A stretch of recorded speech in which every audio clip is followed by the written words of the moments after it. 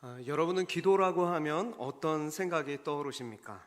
기도는 영혼의 호흡이다 라는 말이 있을 만큼 신앙생활에 있어서 기도는 아주 중요한 비중을 차지합니다. 특별히 한국교회는 이 기도의 중요성을 너무 잘 알기 때문에 세계 어느 곳에서도 하지 않는 새벽 기도회와 철야 기도회를 할 만큼 기도에 열정이 있고 또 기도 응답의 체험들이 많습니다. 정말 감사한 일입니다. 그러나 우리는 우리의 기도가 과연 건강한가, 우리의 기도가 성경적인가를 물어야 합니다. 왜냐하면 우리의 기도가 영혼의 호흡이라고 할 때 미세먼지로 오염된 그런 공기가 그것을 호흡하면 건강에 좋지 않듯이 올바르지 않은 기도는 아무리 많이 기도해도 우리의 신앙을 병들게 할 수밖에 없기 때문입니다. 얼마나 오래 열심히 기도하느냐, 이것도 중요하지만 무엇을 어떻게 기도하느냐가 중요합니다. 빙앤 헌터라는 분이 이런 말을 했습니다. 한번 잘 들어보십시오. 기도는 자신이 바라는 것을 하나님께 얻어내는 수단이 결코 아니다. 오히려 기도는 하나님께서 원하시는 것을 우리에게 주시기 위해서 사용하는 수단이다. 무슨 말인지 이해가 되시죠? 내가 기도해서 내가 원하는 것 얻는 게 기도가 아니라 하나님이 나에게 원하시는 걸 주시려고 사용하는 수단이 기도이다. 저는 이 말을 들으면서 예수님의 겟세마네 동산 기도가 생각났습니다. 아버지여 나의 원대로 마시옵고 아버지의 원대로 되기를 원하나이다. 우리가 매일 외우는 주기도문에도 뜻이 하늘에서 이루어진 것 같이 땅에서도 이루어지게 하옵소서. 그러니까 하나님의 뜻이 내 삶 가운데 이루어지길 원하는 것이 기도입니다.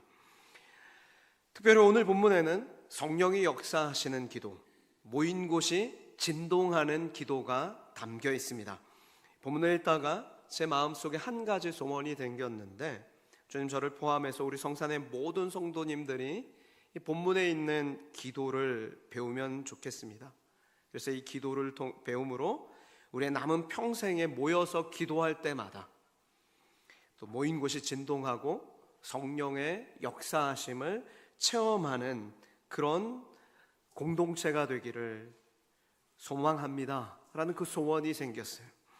여러분, 어떻게 우리는 우리의 영혼을 소생시키고 또 모인 곳이 진동하는 기도를 드릴 수 있겠습니까? 오늘 본문에 크게 세 가지 정도로 정리하겠습니다. 먼저는 한 마음으로 소리 높여 기도해야 합니다. 합심 기도하는 거예요. 합심 기도, 한 마음으로 기도하는 것입니다. 우리 24절 말씀을 보면 관리들이 사도들을 다시 위협하여 놓아주었을 때 사도들과 그의 동료들이 가장 먼저 한 일은 한 마음으로 하나님께 소리 높여 기도한 것입니다. 여러분, 이것이 굉장히 중요합니다. 인생에 어떤 위협이 있고 벼랑 끝에 내 인생이 내몰린 것 같을 때 우리는 한 마음으로 합심하여 기도하는 그런 중보기도의 중요성을 알고 또 그런 기도의 동역자가 있어야 합니다. 여러분에게는 그런 한 마음으로 내 일을 나의 일을 자기 일처럼 그렇게 알고 한 마음으로 기도해 줄 기도의 동역자가 있으십니까? 없으시면 찾으셔서 만드시기를 축복합니다. 있어야 돼요. 정말 중요합니다. 한 마음으로 기도할 때 정말 그 중보기도의 힘이 얼마나 위력이 있는가를 우리는 체험하게 될 것입니다. 여러분, 한 마음으로 뜨겁게 기도할 때 역사가 일어나는 것입니다. 여러분, 내 인생 문제가 있는데, 그런데 이것도 중요해요. 내 인생에 문제가 있는데 나는 기도하지 않으면서 기도 제목 부탁했으니 그 아무개 권사님이 이제 기도해 주겠지, 또 목사님이 기도해 주겠지 라고 생각하면서 나는 기도에 태만하면 될까요? 안 될까요? 안 됩니다. 누가 기도해야 합니까? 문제의 당사자인 내가 기도해야 합니다. 그러면서 동시에 기도 부탁하는 거예요. 왜냐하면 성경이 우리에게 야고보서 1장 5절에 이렇게 가르치고 있습니다. 너희 중에 누구든지 지혜가 부족하거든 모든 사람에게 후히 주시고 꾸짖지 아니하시는 하나님께 구하라 그리하면 주시리라. 그런데 이 문맥이 어떤 문맥이냐면요, 너희에게 여러 가지 시험과 고난이 있다는 거예요. 근데 그런 이야기를 쭉 하던 중에 지혜가 부족하거든 후히 주시고 꾸짖지 아니하는 하나님께 구하라 말씀하세요. 그러니까 여기서 이 지혜는 인생의 고난과 시험을 이겨내는 지혜입니다. 그 지혜가 누가 필요한 거예요? 고난당하는 당사자가 필요한 거예요. 그 당사자가 기도해야 그 지혜를 얻는 것입니다. 기도했더니 시험이 없었더라가 아닙니다. 기도하면서 시험을 이겨낼 지혜를 얻었더라. 이것이 성경이 우리에게 가르치는 거예요. 하나님 어려움 없애주세요가 아니라 하나님 지혜를 주셔서 이 어려움의 파도를 타고 승리하게 해주십시오. 이렇게 기도하는 거예요. 병들었을 때 주님이 병을 통해 살아계신 하나님의 역사하심도 체험하고 이 병을 통해 나에게 말씀하시는 하나님의 뜻을 분명하게 알게 하여 주옵소서. 우리가 이렇게 기도해야 합니다. 사업이 흔들릴 때 주님, 제가 이 어려움을 통해 무엇을 깨달아야 하는지 지혜를 주십시오. 어떻게 이 어려움을 극복할 수 있을지 지혜를 부어주십시오. 그렇게 기도해야 하는 것입니다. 그리고 한 마음으로 소리 높여 합심해서 기도할 수 있는 동역자에게 부탁하는 것입니다. 여러분, 이게 중요해요. 예수님께서도 이 땅에 계실 때 기도를 많이 하셨고 기도를 굉장히 많이 하셨습니다. 병도 고치고 귀신도 쫓고 많은 기적도 행하시고 복음 전도도 하셨는데 사실 그 모든 사역의 핵심에는 기도 생활이 있었습니다. 그래서 마가복음 1장 35절에 보면 예수님은 새벽 미명에 한적한 곳에 가서 거기서 기도하셨다라고 말씀합니다. 그리고 아주 결정적인 순간에도 예수님 기도하셨는데 누가복음 22장 44절에 보면 겟세마네 동산에서 예수님은 땀이 핏방울이 되어 떨어질 만큼 그렇게 간절하게 기도하셨습니다. 여러분, 하나님의 아드님이 이렇게 하나님의 아드님도 새벽 미명에 기도하시고 또 어떤 사람을 세우실 때 기도하시고 또 결정적인 순간에 땀이 핏방울이 될 만큼 간절히 기도하셨다면 우리에게는 얼마나 더 간절한 기도가 필요하겠습니까? 그렇게 인생의 모든 순간마다 그리고 중요한 순간마다 기도하셨던 예수님께서 우리에게 합심 기도의 중요성을 말씀해 주셨는데 마태복음 18장 19절 20절에서 이렇게 말씀하셨습니다. 마태복음 18장 19절 20절 우리 같이 한번 읽어보겠습니다. 시작.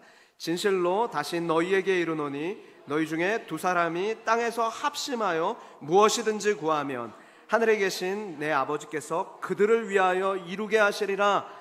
두세 사람이 내 이름으로 모인 곳에는 나도 그들 중에 있느니라. 아멘. 여러분, 합심 기도의 중요성이 보이십니까? 두 사람이 땅에서 합심해서 기도하면 무엇이든지 구하면 하나님께서 내 아버지께서 이루어 줄 거야 약속하셨어요. 그러면서 뭐라고 얘기하시냐면 너희가 그렇게 어떤 문제가 있고 시험이 있어서 누군가에게 부탁하고 두 사람이 그렇게 함께 기도하고 있으면 그 기도 모임 중에 누가 함께 하겠대요? 예수님께서 함께 하겠대요.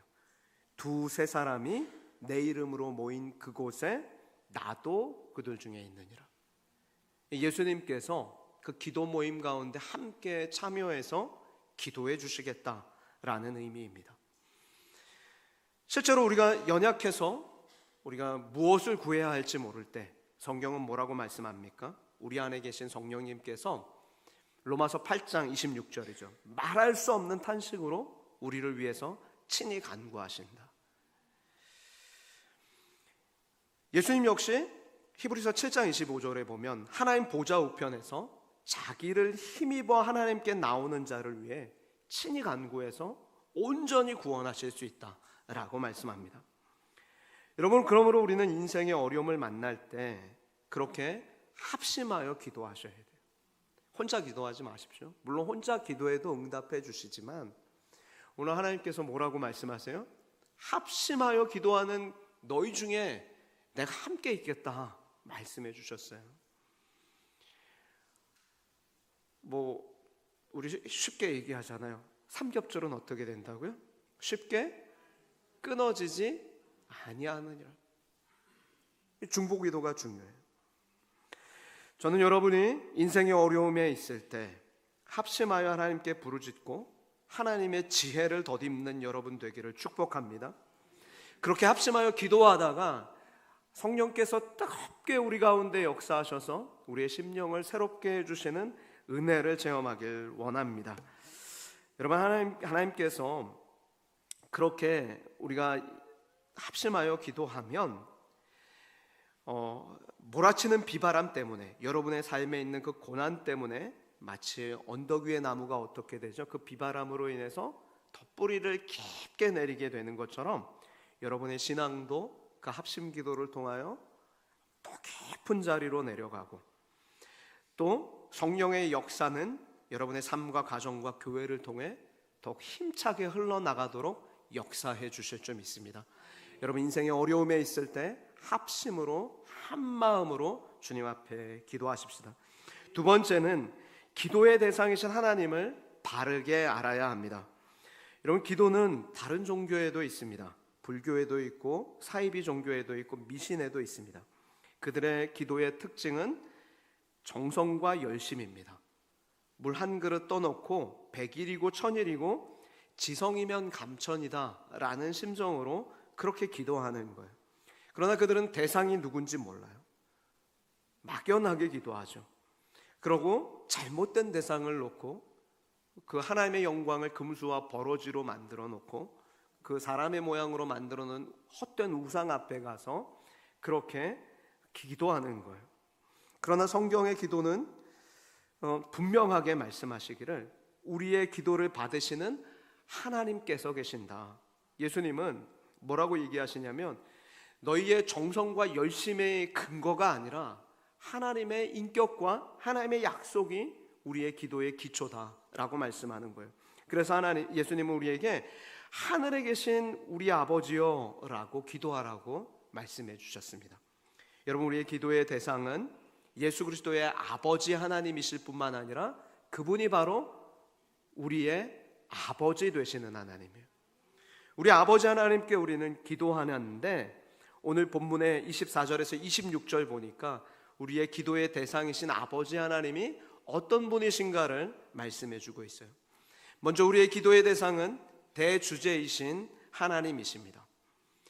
제자들은 하나님을 향해 대주제여라고 부르는데 여기서 대주제라는 말은 통치하시는 주님이라는 의미예요.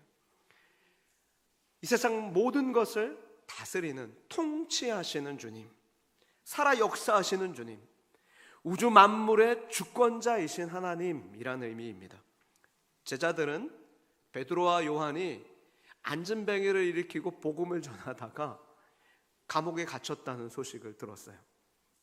그런데 그들을 핍박하던 무리가 이제 더 이상 어떻게 그들을 처벌할지 방법을 찾지 못해서 그저 위협하고 떠났다는 소식을 들었을 때 무엇을 느꼈을까요? 하나님께서 정말 이 세상 역사와 우주 만물을 다스리고 계시는구나. 하나님이 주권자이구나. 모든 것들이 예수의 이름 앞에 무릎을 꿇고 그렇게 하나님 이 우주 만물을 다스리고 통치하시는 대주제이신 하나님이구나 라는 사실을 새삼 깨닫게 된 것입니다. 여러분, 우리가 이 사실 모르는 분 여기 아무도 없거든요. 하나님이 주권자라는 사실을 우리는 다 인정하기 때문에 이 시간 와서 예배하는데 우리가 이 사실을 잘 실감하지 못하고 지내요. 그러다가 언제 실감합니까? 하나님의 역사하심을 여러분의 삶의 현장에서 체험할 때, 기도했는데 응답이 되고 삶에 어려움이 있었는데 그래도 믿음대로 살려고 내가 굳건히 섰더니 기가 막히게 그 문제들이 해결되는 걸 보면서 하나님 주권이 정말, 하나님이 정말 모든 주권을 갖고 주관하고 계시는구나를 실감하는 거예요. 그 순간 바라기는 저는 여러분이 정말 제자들처럼 하나님께서 정말 이 세상 모든 만물을 다스리고 계십니다 라는 이 사실을 실감하실 수 있기를 축복합니다. 두 번째로 우리의 기도의 대상은 창조주 하나님이십니다. 제자들은 통치하시는 하나님만 느낀 게 아니라 천지를 창조하신 하나님을 느꼈습니다. 24절을 다시 한번 보십시오. 우리 한 번 더 읽겠습니다. 시작. 그들이 듣고 한 마음으로 하나님께 소리를 높여 이르되 천지와 바다와 그 가운데 만물을 지으신 이시오. 아멘. 여러분, 하나님이 천지를 창조하셨다. 태초에 하나님이 천지를 창조하시니라. 이 말씀이 믿어지십니까? 창세기 1장 1절에 나온 이 말씀이 믿어지는 여러분은 하나님께 그 믿음을 선물로 받은 거예요. 여러분, 그런데 이 창세기 1장 1절, 이 하나님께서 무에서 아무것도 없는 세상을, 아무것도 없었는데, 존재하지 않았는데 거기에 빛이 있으라 하심으로 빛이 생겼고, 그 다음에 온 우주 만물을 말씀으로 창조하셨다라는 이 사실이 믿어지는 순간, 이 창세기 1장 1절이 믿어지는 순간, 그 다음에 그분은 어떤 일이 벌어지냐면 성경의 창세기 1장 2절부터 계시록까지 모든 내용이 다 믿어지는 거예요. 눈먼 자가 눈이 띄어지고, 한센 병자가 고침받고, 40년 내 앉은 병자가 낫고, 죽은 나사로가 다시 살아나는 이런 일들이 아무것도 없는 세상의 말씀으로 세상을 창조하신 하나님이라면 가능하다. 이 사실이 믿어지는 거죠. 여러분, 그렇다면 이 천지를 분명히 성경은 시편 139편 13절에서 이 천지를 창조하신 하나님이 여러분을 모태에서 지으셨대요. 나를 모태에서 지으셨다. 그러니까 여러분을 지으신 분이 그 하나님이세요. 천지를 창조하신 하나님. 그리고 잠언 16장 9절에서는 여러분의 인생의 걸음을 그 하나님께서 인도하고 계신대요. 자, 그러면 우리는 어떻게 이제 결론 얻을 수 있습니까? 하나님께 모든 해답이 있다. 인생의 모든 문제는 하나님께 해답이 있다. 믿으십니까? 그걸 우리는 확신할 수 있어요. 천지를 창조하신 하나님이 나를 모태에서 지었고 내 인생의 걸음을 인도하셔서 오늘 이 자리에 와서 예배하도록 나를 지금 이곳에 앉혀두고 하나님을 예배하게 하셨다면, 이제 하나님께 내 인생의 모든 문제를 맡길 때 그 문제에 대한 해답은 하나님께 있는 거예요. 천지를 창조하신 그 하나님이 내 인생 만드셨는데 그분이 못하실 것이 무엇이 있겠습니까? 그분은 40여 세나 된 안진뱅이를 고치신 하나님이십니다. 그분 하나님께서 여러분의 인생의 문제를 해결하길 원하세요. 그런데 성경이 뭐라고 얘기하냐면 이사야 선지자를 통해서 우리가 기도해도 응답받지 못하는 이유가 있대요. 이사야 59장 1절과 2절 말씀인데 여러분 익히 아는 말씀입니다. 우리 한번 같이 읽어보겠습니다. 시작. 여호와의 손이 짧아 구원하지 못하심도 아니요 귀가 둔하여 듣지 못하심도 아니라 오직 너희 죄악이 너희와 너희 하나님 사이를 갈라놓았고 너희 죄가 그의 얼굴을 가리어서 너희에게서 듣지 않으시게 함이라. 아멘. 여러분, 이게 무슨 말이냐면 하나님께서는 천지를 창조하신 하나님께서는 변함없이 전능하신 팔로 여러분의 인생을 안기를 원하시는 거예요. 그런데 그 사이를 지금 갈라놓고 있는 것이 있는데 그게 뭐라고 얘기해요? 죄악이다 라고 말씀하세요. 여러분, 예수님께서 팔복의 말씀을 전하실 때 마음이 청결한 자는 복이 있나니 그는 누구를 본다고요? 하나님을 볼 것이며. 우리가 마음이 청결해야 하나님을 본대요. 자, 질문하겠습니다. 여러분, 최근에 하나님 보셨어요? 오늘 하나님 보셨습니까? 아멘. 우리가 이 질문을 하면 굉장히 헷갈려해요. 왜냐하면 하나님 우리 눈으로 안 보이시잖아요. 하나님은 하나님 영이시니까 안 보여요. 근데 마음이 청결하면 하나님을 본대요. 이게 어떤 의미냐면 기도하면 응답받고 어느 날 말씀을 문득 읽다가 도무지 해석되지 않던 내 삶의 여러 문제나 상황들이 말씀을 읽다가 정리가 되는 거예요. 아, 이런 하나님의 계획과 뜻이 있었구나. 그 당시 내가 고민하던 문제가 하나님이 나에게 이걸 바라서 그래서 그 상황이 허락하셨던 거구나 라고 막 깨달아지기 시작하는 거예요. 그게 하나님을 본다는 의미예요. 말씀을 통해서 우리가 하나님을 실감하는 거예요. 그게 하나님을 보는 거예요. 근데 언제 그럴 수 있다고요? 우리가 마음이 청결할 때. 우리가 죄 가운데 있고 정욕으로 쓰려고 막 잘못 구하면 기도가 응답이 되지 않는 거예요. 전능하신 하나님은 지금도 여전히 그 팔로 우리를 안아주길 원하십니다.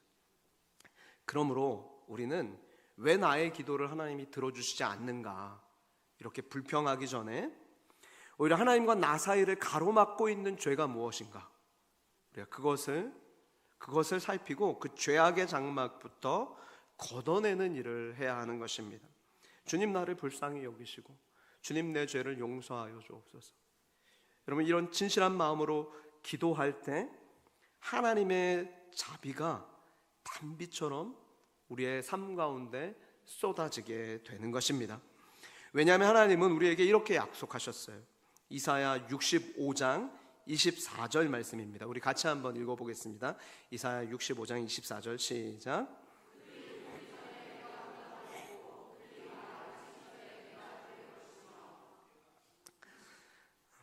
자, 그들이 부르기 전에 내가 응답하겠고 그들이 말을 마치기 전에 내가 들을 것이며. 아멘입니까? 굉장히 놀라운 말씀이에요. 지금 하나님이 어떻게 말씀하시는 거냐면, 사랑하는 아들아, 사랑하는 딸아, 너가 무엇을 구하겠니? 그렇게 이렇게 지금 듣고 계신다는 거예요. 빙앤 헌터라는 그분의 그 기도의 정의에 의하면 지금 하나님께서, 그러니까 여러분이 구하는 것 이상으로 하나님께서 여러분에게 주고 싶은 것, 그러니까 여러분이 구하는 그것도 그거겠지만 하나님이 여러분의 구하는 그것을 통해서 하나님이 여러분에게 주고 싶은 걸 지금 다 준비해 놓고 기도 시작하는 순간 막 주시겠다는 거예요. 그 약속의 말씀인 것입니다. 여러분, 이 약속의 말씀이 얼마나 놀랍습니까? 그런데 이 놀라운 약속이 주어졌는데도 기도하지 않는다면 얼마나 손해입니까? 바라기는 저와 여러분이 우리 인생의 주권을 갖고 계신 하나님, 통치하시는 주님, 창조주 하나님 앞에서 정말 여러분의 모든 인생의 문제를 가지고 나와 기도하는 기도의 사람이 될 수 있기를 축복합니다. 세 번째로는 우리의 기도의 대상은 계시의 하나님입니다. 우리 25절 26절 말씀을 보면 또 주의 종 우리 조상 다윗의 입을 통하여 성령으로 말씀하시기를, 그러니까 다윗이 성령으로 감동받아서 예언을 했다는 거예요. 어떤 예언이냐면, 어찌하여 열방이 분노하고 족속들이 허사를 경영하는고, 세상의 군왕들이 나서며 관리들이 함께 모여 주와 그리스도를 대적하도다 하신 이로소이다. 여기서 이로소이다는 사람을 이야기하는데 그분이 누구라는 거예요? 예수님이라는 거예요. 다윗의 입을 통하여 메시아를 이 땅에 보내기로 하셨는데, 그 메시아가 이 땅에 오면 열방이 막 분노하고 족속들이 허사를 경영하고 세상의 군왕들과 관리들이 다 모여서 주님과 그 메시아이신 그리스도를 막 핍박하고 그럴 건데, 지금 그 일이 누구들 눈앞에서 벌어지고 있는 거예요? 제자들 눈앞에서 벌어진 것입니다. 자, 실제로 27절 말씀을 보면 헤롯과 빌라도와 이방인과 이스라엘 백성들 모두가 합쳐서 합세해서 하나님께서 기름 부으신 거룩한 종 예수를 거슬려 죽였다라고 말씀하죠. 그럼 제자들이 그 다윗의 입을 통하여 계시된 것이, 예언된 것이 지금 현재 자신들의 눈앞에서 이루어지고 있다는 걸 어떻게 깨달았습니까? 하나님께서 계시를 통해서 알려주신 거예요. 여러분, 계시라는 이 단어는 아포칼립시스라는 그 헬라어의 번역인데, 이전에 감춘 것이 드러난다는 거예요. 마치 예전에 보자기로, 예전에 우리 어르신들 보자기로 싸갖고 물건 다니셨잖아요. 가방이 아니라 보자기에 이미 물건은 담겨서 가지고 왔습니다. 이미 있는 거예요. 있는 현실이에요. 그런데 그거를 지금 그 안에 뭐가 있는지 모르잖아요. 지금 있는 현실인데 그 현실이 뭔지 몰라요. 그런데 보자기를 딱 풀면 거기에 뭐가 담긴지 알아요, 몰라요? 알죠. 이 계시가 풀어서 보여주는 것입니다. 하나님께서 지금 제자들에게 계시하셔서 그 예수 그리스도의 그 사건, 그 그리스도 사건을 알게 해주신 거예요. 바라기는 그 계시의 하나님께서 저와 여러분이 말씀을 읽고 기도하고 그렇게 하나님을 사랑하는 마음을 가지고 말씀도 읽고 기도하는데, 그럴 때에 그 계시의 말씀이 어떤 의미인지를 깨닫게 해주시는 은혜를 체험하기를 축복합니다. 특별히 예수님이 어떤 분이신가를 말씀을 통해 점점 더 알아가실 수 있기를 축복합니다. 그 예수 그리스도의 아버지 하나님이 내 삶에 원하시는 하나님의 뜻이 무엇인가를 아실 수 있기를 바랍니다. 역사는 하나님이 예언하시고 섭리하신 대로 흘러간다는 것을 오늘 말씀이 보여주는 거예요. 계시의 하나님은 그렇게 이미 오래전 다윗의 입을 통하여 계시하셨고 말씀하셨고 그것이 지금 현재에 이루어지고 있다라는 걸 깨닫게 해주신 것입니다. 역사는 그렇게 하나님이 예언하시고 섭리한 대로 흘러가는 것입니다. 여러분의 인생도 마찬가지입니다. 여러분의 인생도 하나님의 섭리 가운데 있어요. 섭리의 강줄기가 크게 흘러가는데 여러분 그 안에 사는 물고기와 같습니다. 그 섭리의 강줄기를 거스르며 살 수도 있는 거고 그 섭리의 강줄기에 맞춰서 살 수 있는 거예요. 그래서 금그릇과 은그릇이 있지만 어떤 그릇을 사용하신대요? 하나님은 깨끗한 그릇을 사용하신다 그랬어요. 하나님께 저희는 바라기는 저희 성산의 모든 성도님들은 선하게 쓰임받는 그런 인생들 되길 바랍니다. 모세와 같이 쓰임받아야지 바로와 같이 쓰임받아서는 곤란하잖아요. 바로도 하나님께 쓰임받았거든요. 하나님께서 어떻게 애굽의 10가지 신들을 그렇게 심판하시는가를 드러내고 그렇게 악인들을 심판하고 구원하시는가를 밝히 드러내시려고 바로 왕을 쓰신 거예요. 그런데 반면에 모세도 그 하나님의 구원 역사를 나타내려고 쓰임받았잖아요. 바라기는 우리가 모세와 같이 하나님께 귀하게 쓰임받길 원합니다. 기도하다가 그렇게 하나님 알고 하나님의 섭리에 순종할 수 있어야 하는 거예요. 네 번째로는 우리의 기도의 대상은 역사의 하나님입니다. 27절 28절 말씀을 다시 한번 보면 헤롯과 빌라도와 이방인과 이스라엘 백성들이 합세해서 예수님을 거슬러 십자가에 못 박은 게 누구의 권능과 뜻을 이루는 거라고 합니까? 하나님의 권능과 뜻을 이루는 거라고 해요.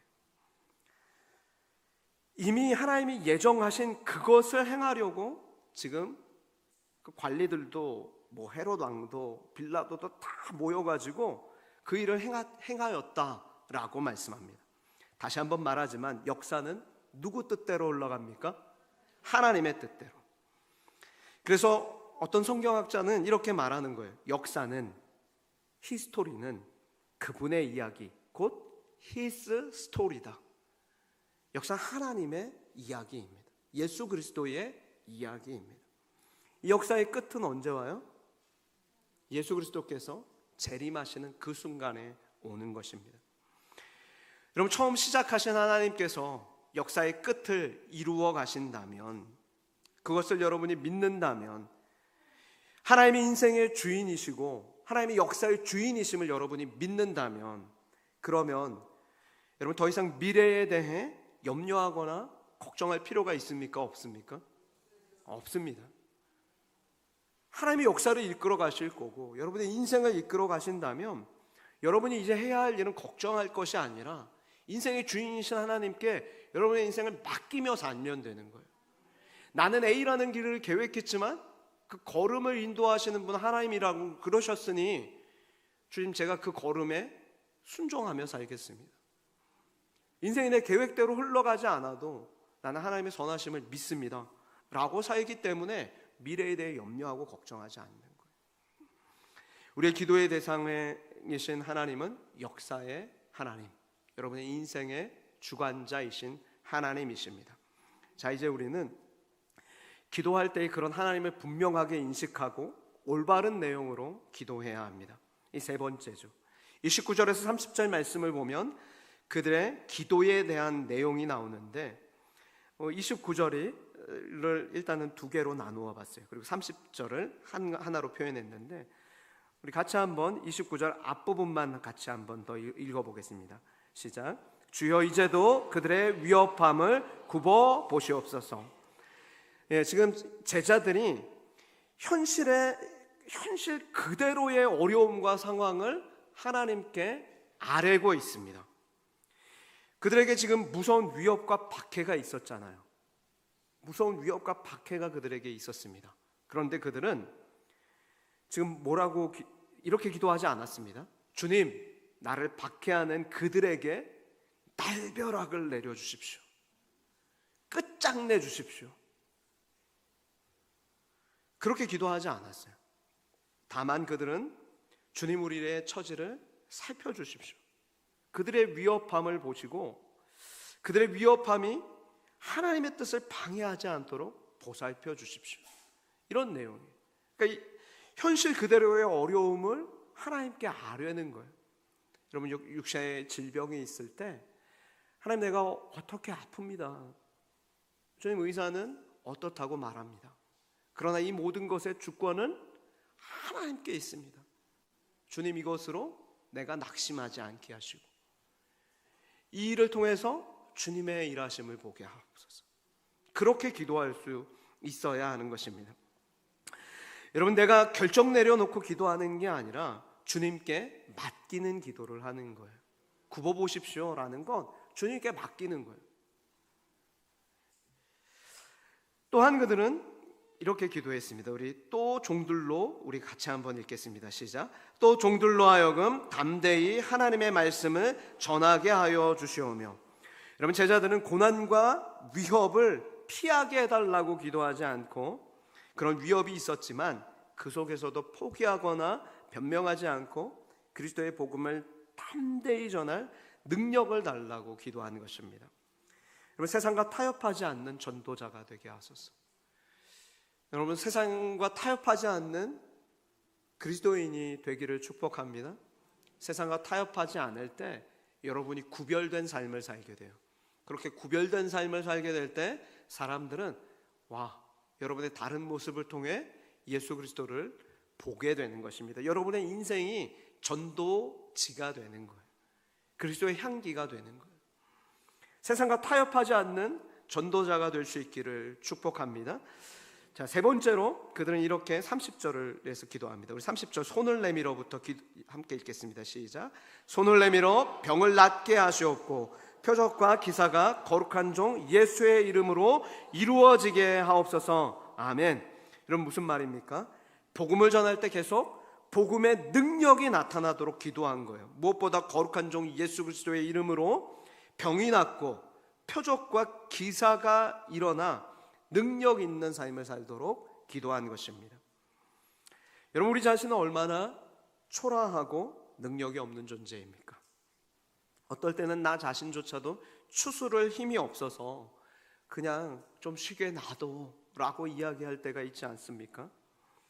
심지어 우리는 마음 하나조차 이렇게 다스리지 못해서 화가 나면 어떻게 해요? 해서는 안 된 말 하고 후회합니다. 아마 좀 민감한 사람은 막 해서는 안 된 말을 이렇게 배우자한테 막 화난다고 피곤하다고 막 하면 동시에 속으로는 생각해요. 이런 말 하면 안 되는데. 그러면서도 그 말을 해요. 왜냐하면 지금은 이기고 봐야 되거든요. 그래서 그렇게 해요. 그렇게 연약한 존재, 나 자신 하나 다스리지 못하는. 여러분, 뱃속에서 난 내 자식인 줄 알았는데 뱃속에서 난 내 자식도 내 마음대로 돼야 안 돼요? 근데 내 자식인 줄 알았던 그 자식이 누구 자식이에요? 하나님의 자식. 여러분, 우리는 내 마음조차도 내가 마음대로 할 수 없는 연약한 존재이기 때문에 우리가 우리 자신에게서 어떤 희망과 능력을 그러면 찾을 수 있을까요? 없습니다. 그러나 나를 변화시키고 내 질병을 낫게 하고 나로 하여금 능력 있는 복음 전도자로 살도록 힘주시고 또 세상과 싸워 이길 능력을 주시는 분이 있는데 그분이 누구예요? 예수 그리스도이십니다. 주님의 이름에 능력이 있는 거예요. 그러므로 여러분의 삶에 낙심이 찾아올 때 어느 날 문득 낙심이 확 여러분 마음 가운데 찾아 들어올 때 여러분 무엇을 선포해야 합니까? 낙심아 물러가라. 주 예수님께서 내게 향하신 계획과 뜻은 장래에 소망을 주고 평안을 주는 것이다. 예레미야 말씀이잖아요. 내가 너희를 향한 나의 생각을 안 하니 재앙이 아니요 장래의 소망과 평안을 주려 하는 것이라. 주님의 말씀입니다. 여러분 예수 그리스도밖에 없습니다. 나를 변화시키고 내 질병을 낫게 하고 나로 하여금 능력 있는 복음 전도자로 살도록 힘주실 분은 예수님밖에 없어요. 그래서 여러분이 철저하게 예수 이름에 여러분의 인생에 기초를 쌓아 올리기 시작할 때 집 모퉁이 돌이신 주님 위에 여러분의 인생을 설립하고 그분의 말씀대로 살아가기 시작할 때 능력 있는 삶이 임하는 것입니다. 다시 말해서 우리가 이 세상에 살 수 있는 유일한 힘은 하늘로부터 와야 돼요. 하늘로부터. 자, 옆에 분에게 우리 한번 인사하실까요? 당신은 하늘에 속한 사람입니다. 예수님께 우리가 능력을 입어야 돼요. 땅에 속한 자처럼 살지 말고 하늘에 속한 자로서 우리가 살아가야 하는 것입니다. 그렇게 하늘에 속한 자로서 영적인 힘을 입어야 그리스도의 이름으로 영적인 힘을 힘입어야 흑암의 권세에 매인 세상을 우리는 비로소 이길 수 있는 것입니다. 마태복음 10장 1절에서 예수님께서 그 하늘에 속한 사람의 능력을 제자들에게 부어주시는데 이렇게 부어주세요. 예수께서 그의 12제자를 부르사 더러운 귀신을 쫓아내며 어떤 병이에요? 모든 병이에요? 모든 병과 어떤 악한 거예요? 모든 악한 거예요? 모든 악한 것을 고치는 권능을 주시니라. 그럼 무슨 말인가요? 예수님께서 지금 전도하러 제자들을 세상에 파송하시는데 자, 이게 굉장히 중요합니다.